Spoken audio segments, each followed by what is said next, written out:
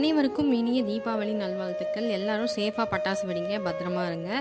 அதே மாதிரி பட்டாசு வெடிக்கும் போது செப்பல் போட்டு வெடிங்க, அதுதான் ரொம்ப முக்கியம். இப்போ வந்து ஸ்வீட் பாக்ஸ்லாம் நாங்கள் ஓப்பன் பண்ணிகிட்டு இருந்தோம். நைட்டு வந்து என் பாப்பா வந்து பட்டாசு வெடிக்கணும் அப்படின்னு சொல்லி ரெடி பண்ணிகிட்டு இருந்தா.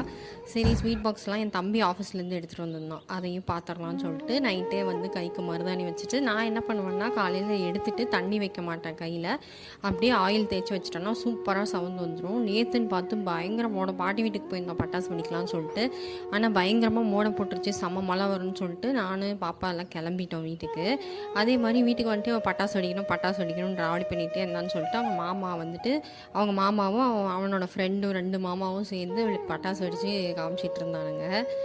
அவ்வளோ ஹாப்பியாக பட்டாசு வெடிச்சிட்டு அதுக்கப்புறம் நாங்கள் ஸ்வீட் பாக்ஸ் என் தம்பி எடுத்துகிட்டு இருந்தது எல்லாத்தையும் ஓப்பன் பண்ணி பார்த்துட்டு இருந்தோம். ஒவ்வொரு பாக்ஸும் அவ்வளோ சூப்பராக இருந்தது. இந்த பாக்ஸ் பாருங்கள், அவ்வளோ அழகாக இருந்தது பார்க்குறதுக்கே.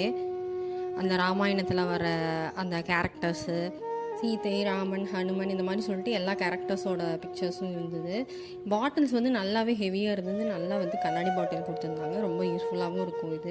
இது எல்லா பாக்ஸுமே அவன் காசு போட்டு வாங்க கிடையாது, அவனோட ஆஃபீஸில் அவனுக்கு வந்து கொடுப்பாங்க. இவன் வந்து மேனேஜராக இருக்கிறனால இந்த ஸ்பெசிஃபிக் பாக்ஸ் வந்து அவ்வளோ அழகாக இருந்தது. அதை பார்க்கும் போதே அவ்வளோ சூப்பராக இருந்தது. அதை பிரிக்கவே மனசு வரல.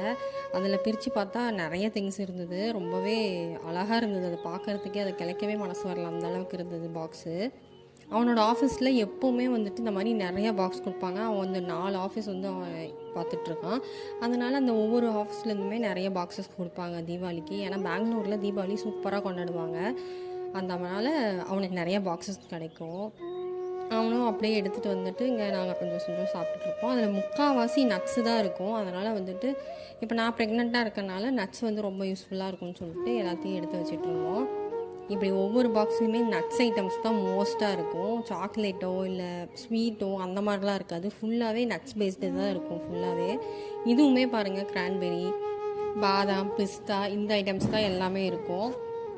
உள்ளே இருக்க ஐட்டம்ஸோட ரேட்டை விட அந்த பாக்ஸோட ரேட் அதிகமாக இருக்கும் போல். ஏன்னா அவ்வளோ சூப்பராக பேக்கேஜிங் பண்ணியிருப்பாங்க. என் பாப்பா எடுத்து பார்த்துட்டு இருக்கும்போதே ஒரு நட்ஸ் பாக்ஸ் எடுத்து ஓப்பன் பண்ணி சாப்பிட ஆரம்பிச்சிட்டா ஜாலியாக. அப்புறம் நாங்கள் நைட்டில் தூங்கிட்டு காலையில் நேரமாக இருந்துச்சு. தலைக்கு எல்லோரும் எண்ணெய் வச்சுட்டாங்க. எண்ணெய் வந்து நான் மட்டும் வைக்கல, ஏன்னா வந்து நான் ப்ரெக்னெண்ட்டாக இருக்கேன் அப்படின்னு சொல்லிட்டு எண்ணெய் வைக்கல.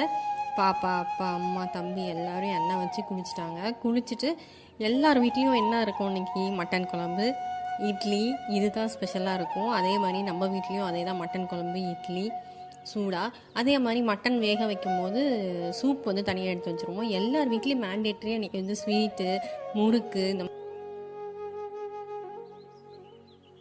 உங்கள் வீட்டில் என்ன ஸ்பெஷல்னு சொல்லிட்டு கமெண்ட் செக்ஷனில் சொல்லுங்கள். எல்லாருக்கும் இனிய தீபாவளி நல்வாழ்த்துக்கள். ஹாப்பியாக இருங்க.